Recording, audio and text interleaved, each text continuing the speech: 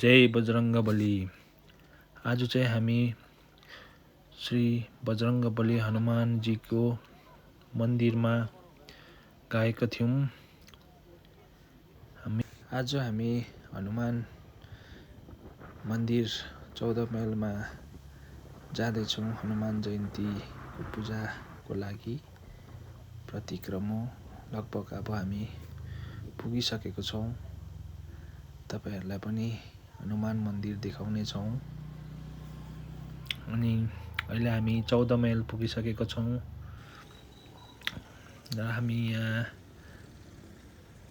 हनुमान जयन्तीको लागि हामी मन्दिरतर्फ लागिरहेका छौँ। म अनि भाइ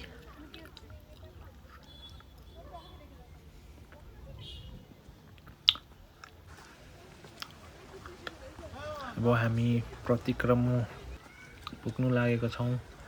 मन्दिरमा गएर पूजाहरू गरेर फर्किने भनेर घरबाट आएको। जय बजरङ्गबली हनुमानजी की जय। यहाँनिर थुप्रै भक्तजनहरूको भिड पनि थियो। सबैजना टाढो टाढोबाट नजिकबाट सबै पूजा गर्नको लागि आउनुभएको थियो।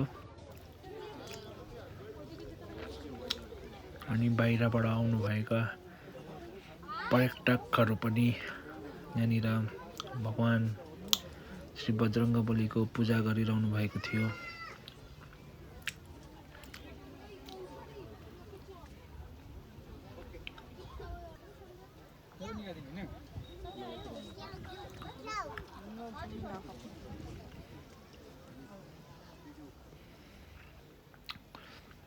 अनि यसरी नै भाइ र मैले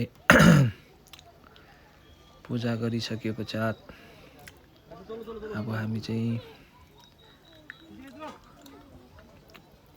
फेरि फर्किने।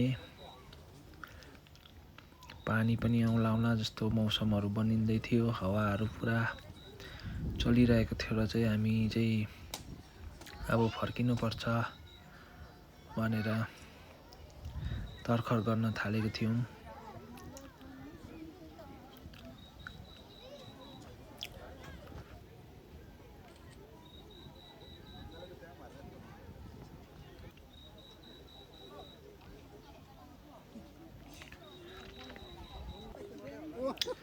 अन्त हामी चाहिँ अब फर्किनु थालिसकेको थियौँ।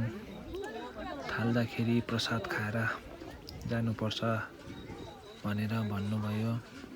अनि हामी यहाँनिर प्रसादको लाइनमा लाग्यौँ।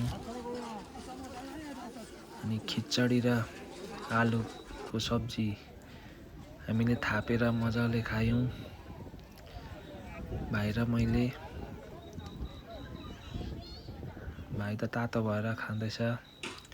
अनि अब हामी चाहिँ मौसमले साथ नदिला जस्तो हुँदैछ र चाहिँ अब हामी यहाँबाट वापस घरको लागि फर्किनु थाल्यौँ।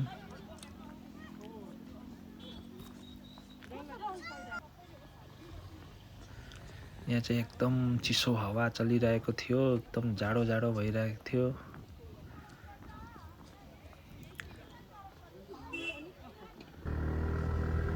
यसरी नै अब हामी चाहिँ फेरि वापस घरतर्फ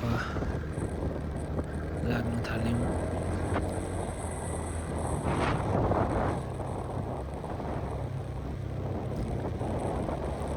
यहाँनिर पनि श्री भगवान बुद्धको मन्दिर तथा स्ट्याचुहरू पनि थियो।